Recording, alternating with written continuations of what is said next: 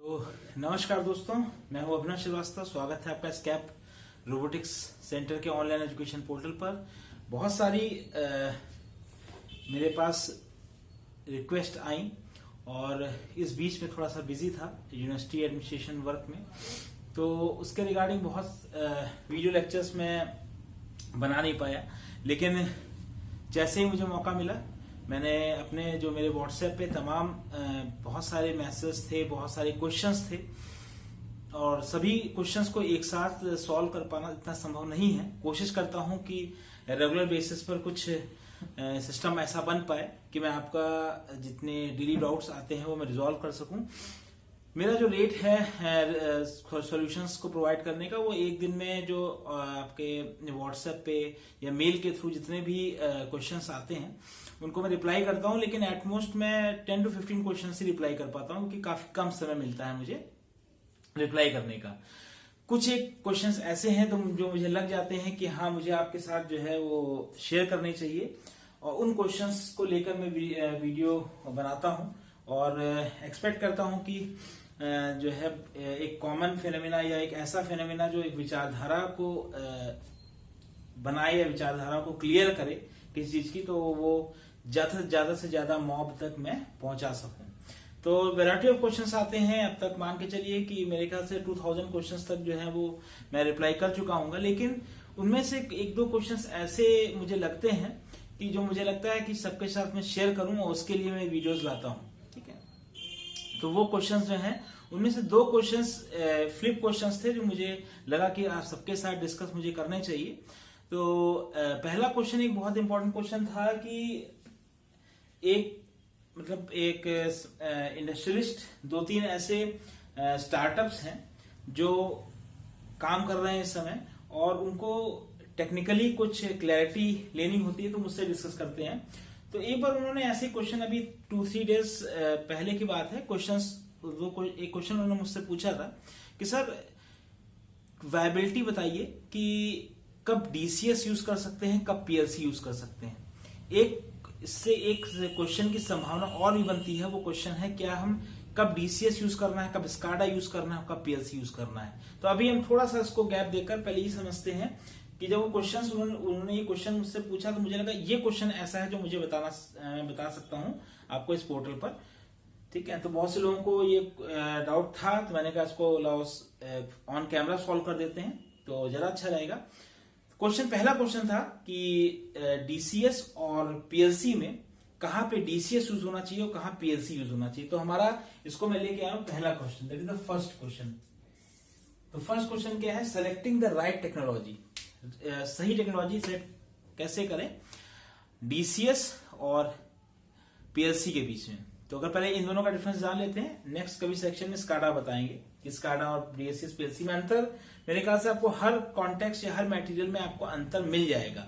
लेकिन कैसे, कहां पे इसको यूज करना है वो इंपॉर्टेंट है, वो थोड़ा सा जानने वाली बात है। बहुत से लोगों को पता भी होगा, जिनको नहीं पता उनके लिए वीडियो में बना रहा हूं। ठीक है, तो चलिए बात करते हैं। तो राइट टेक्नोलॉजी में अभी हम कंपेयर करेंगे केवल डीसीएस को और पीएलसी को। ठीक है, तो डीसीएस और पीएलसी दोनों का आर्किटेक्चर मैंने बनाया हुआ है। that part is of DCS and that part is of PLC।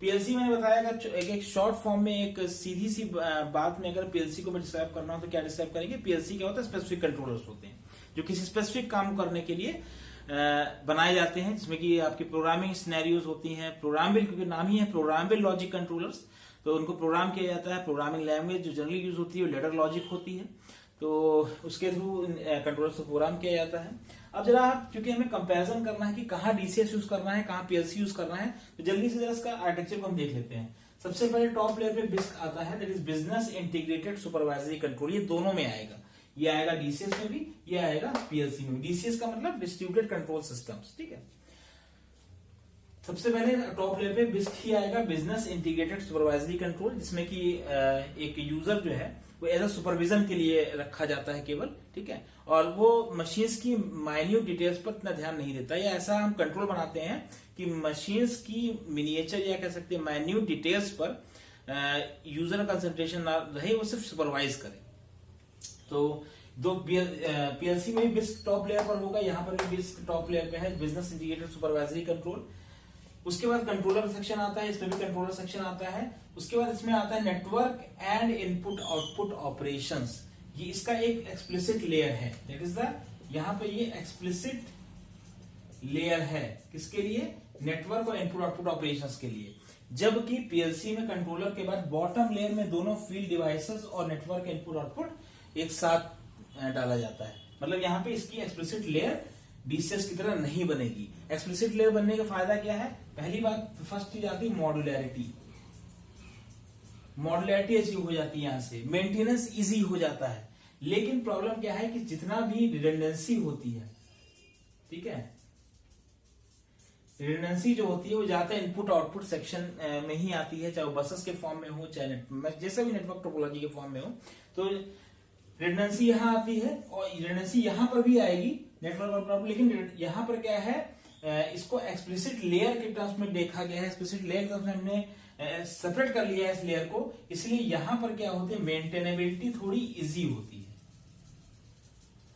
Easy maintainability, ठीक है।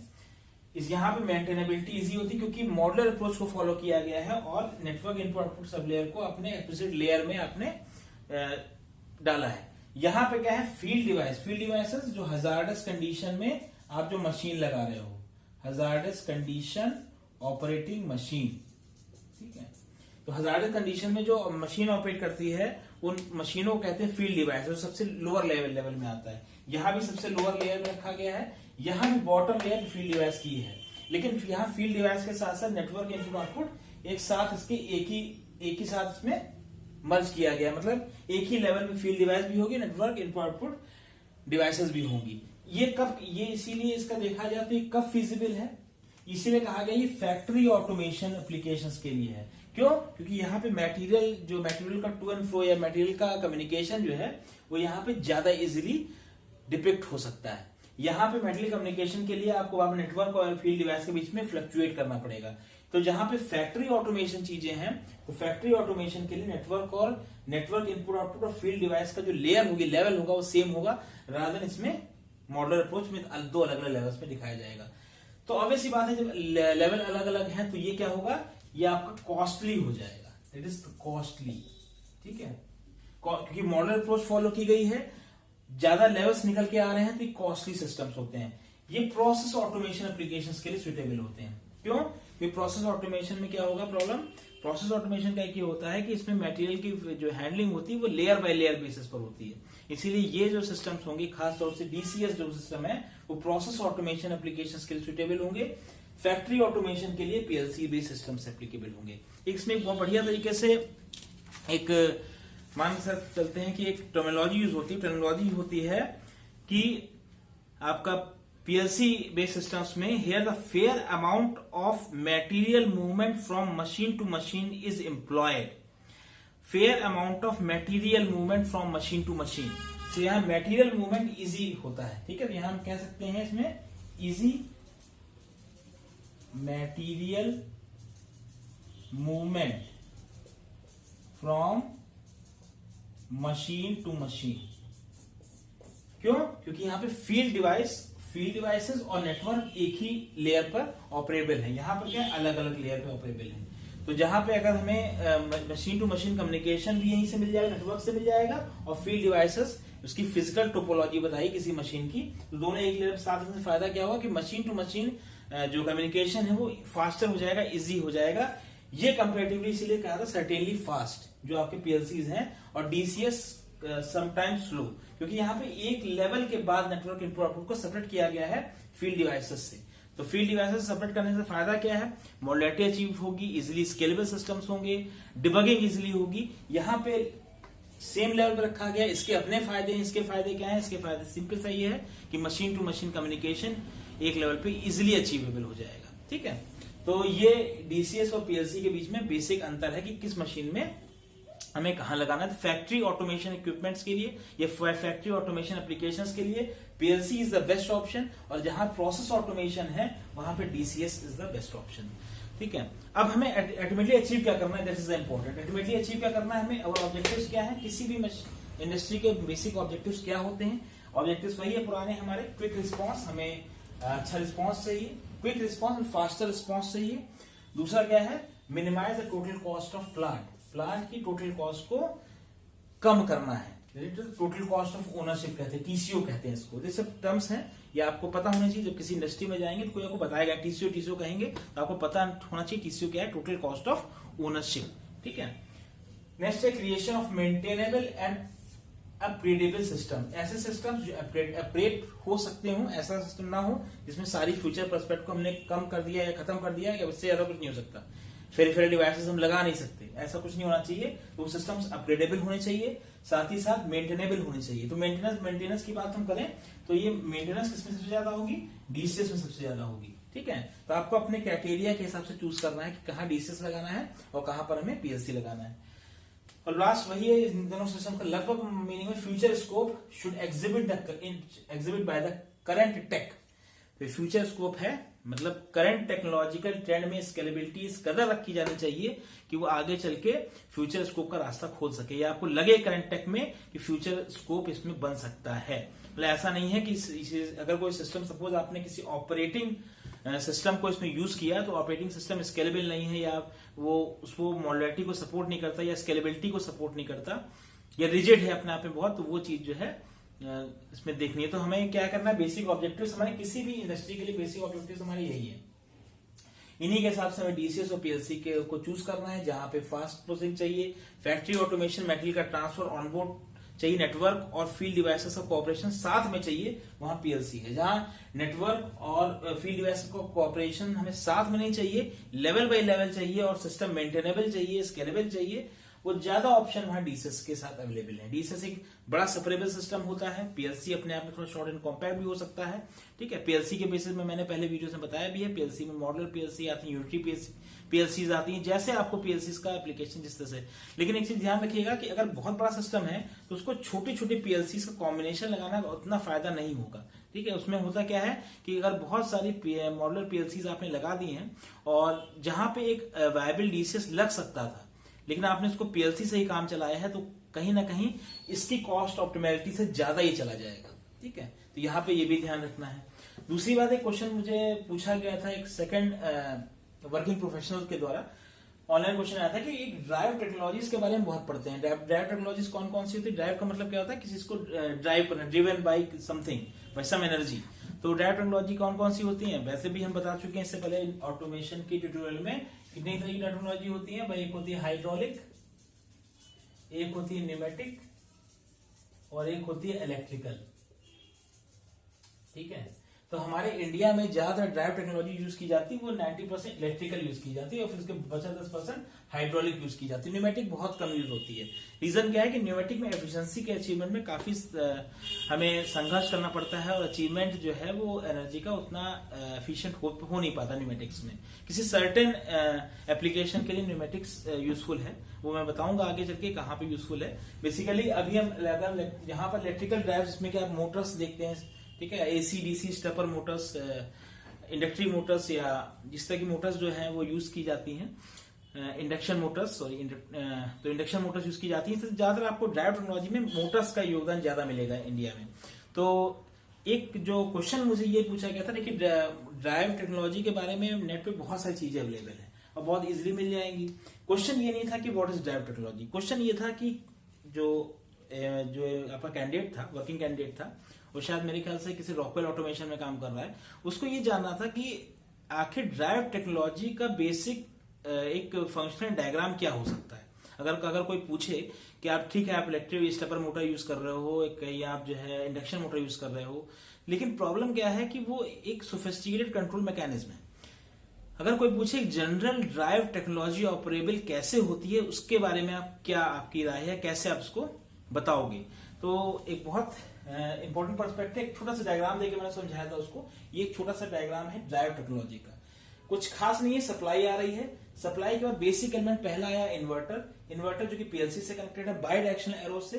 देन मोटर, मोटर के आगे एक माउंटेड पोजिशन इनकोडर लगा हुआ है। ये कैसा है? ये माउंटेड टाइप है, माउंटेड टाइप। और इस पोजीशन इनकोडर के आगे फिर मैकेनिकल गियर्स, मैकेनिकल प्रोसेस को हम मशीन्स भी कहते हैं, या ये हम मैकेनिकल प्रोसेस मैंने कह दिया, वो मशीन जो प्रोसेस करेगी, तो यहाँ पे मोस्टली आप इस चीज को मशीन भी कह सकते हो, this is called the machine. ठीक है, अब इसको थोड़ा सा इलैबोरेट कर लेते हैं कि आखिर बेसिक फंक्शनल या बेसिक टेक्नोलॉजी ड्राइव की क्या हो सकती है। सप्लाई से एनर्जी आई, ठीक है, एनर्जी किसी फॉर्म में आई, उसको को कन्वर्ट करने का काम हमको पता है कि मोटर, अगर इलेक्ट्रिकल वो है इलेक्ट्रिकल सप्लाई ऑब्वियसली आएगी तो हमको कैसे कन्वर्ट करते हैं, मोटर के थ्रू। मोटर का बेसिक काम क्या होता है, इलेक्ट्रिकल को मैकेनिकल एनर्जी में कन्वर्ट करना। तो उससे पहले इन्वर्टर लगा। What is the basic purpose of this inverter? Inverter का बेसिक पर्पस क्या है कि receive the positioning commands from the specific controller. ये स्पेसिफिक कंट्रोलर कौन सा है, ये पीएलसी है, that is the specific controller, ठीक है। तो ये पोजीशनिंग कमांड रिसीव करता है कि आखिर किस पोजीशन को पर हमें जाना है और किस पोजीशन पर हमें ऑपरेशन करना है अपना, ठीक है। और ये receives a positioning command from the specific controller. ये इसीलिए बाय डायरेक्शनल एरो गया है यहाँ पर कि पीएलसी से कमांड लेगा भी और कितना एक्यूरेट या कितना फीडबैक है वो देगा भी, जब इसका नाम कंट्रोलर पड़ा है, ठीक है। और उसके बाद मोटर से जाएगा। नेक्स्ट मोटर क्या, motor converts the electrical energy into the mechanical energy। Mechanical energy का मतलब यहाँ पर क्या है कि results in the generation of various levels of force and torque। यहाँ पे ध्यान रखिएगा वेरियस लेवल्स मैंने कहा है, ठीक है। तो torque generation for a shaft, torque generation for a drive जो है अपने आप में एक बड़ा कॉन्सेप्ट है कि किस लेवल का। टॉर्क का मतलब ये नहीं कि एक टॉर्क जनरेट हो गया उसी पे हमें काम करना है। जब इंडस्ट्रियल एप्लीकेशंस की हम बात करेंगे तो टॉर्क कई लेवल के होते हैं, मतलब कई उसके 3 to 4 लेवल्स होते हैं न्यूमेरिकल क्वांटिटी के हिसाब से।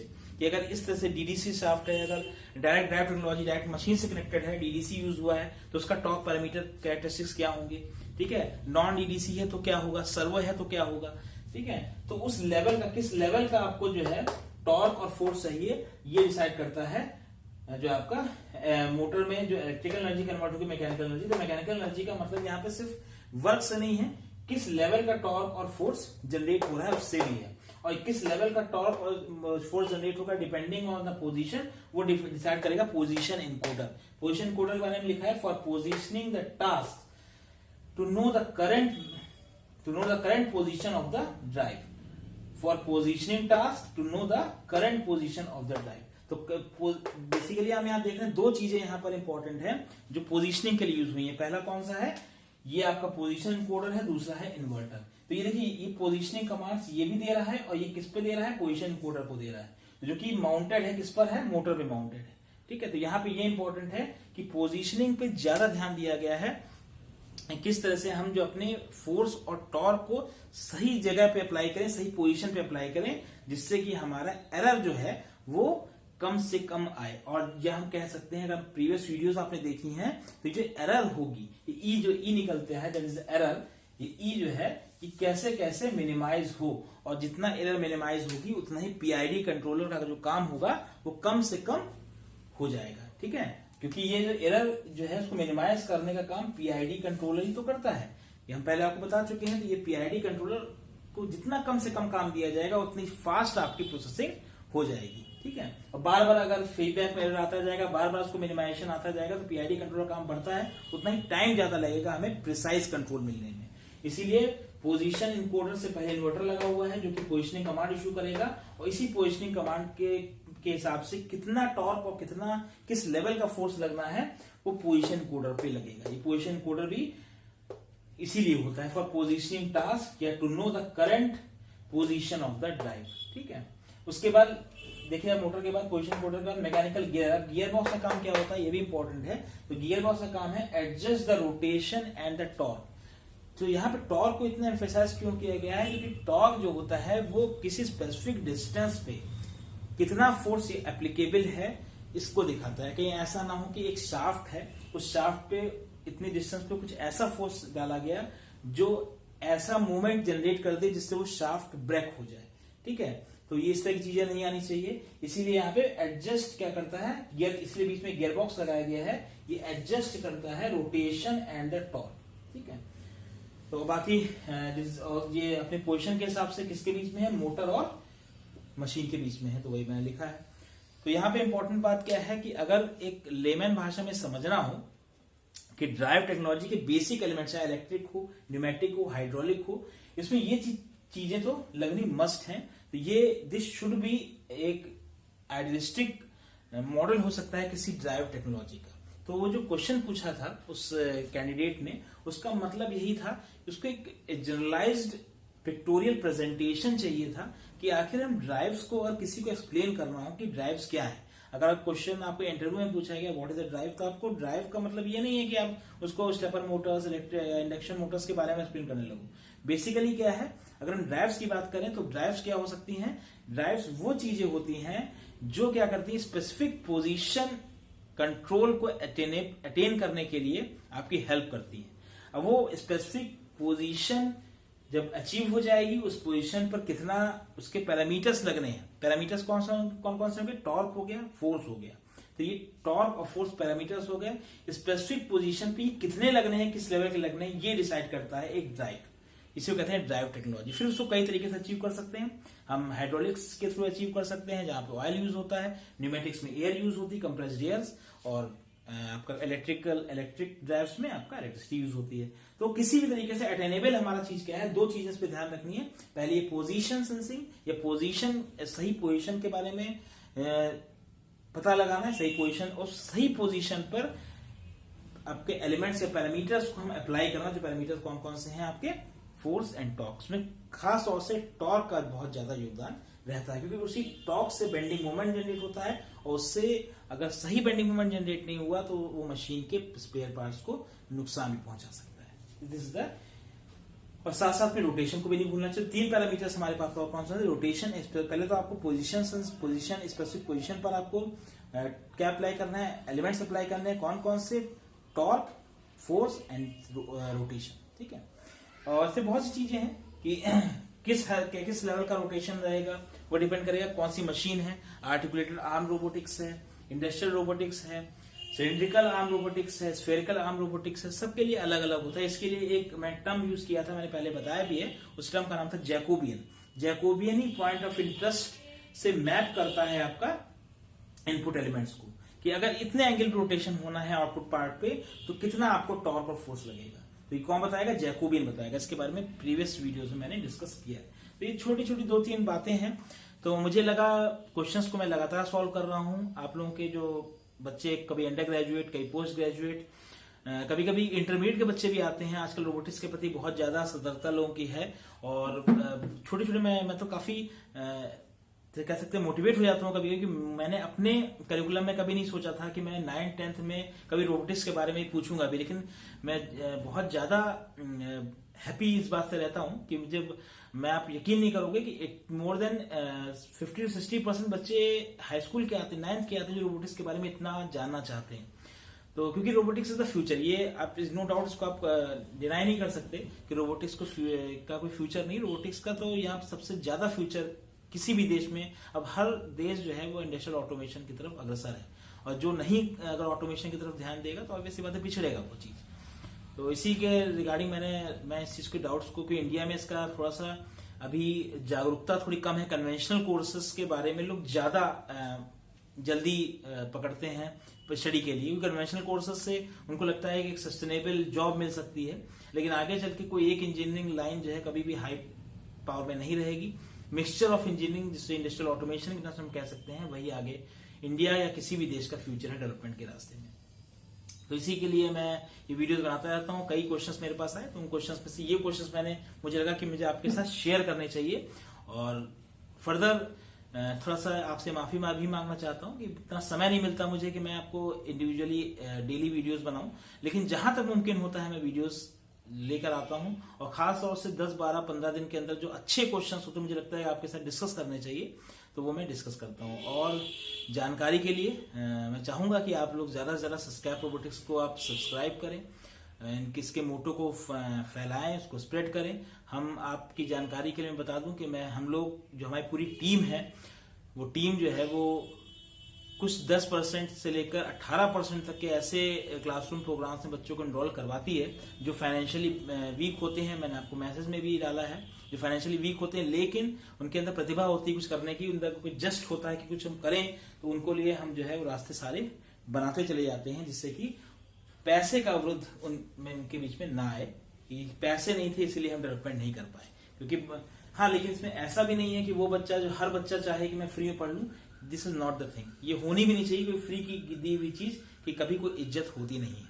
तो इस चीज को बस उन बच्चों को जो वाकई हम लोग एश्योर कर लेते हैं कि इसके पास संसाधन नहीं है लेकिन दिमाग है, उन पर ये इन्वेस्टमेंट, हम बौद्धिक इन्वेस्टमेंट लगाते हैं। तो इसी के साथ मैं अभिनव श्रीवास्तव विदा लेता हूं आपसे। इस लेक्चर यहीं तक था।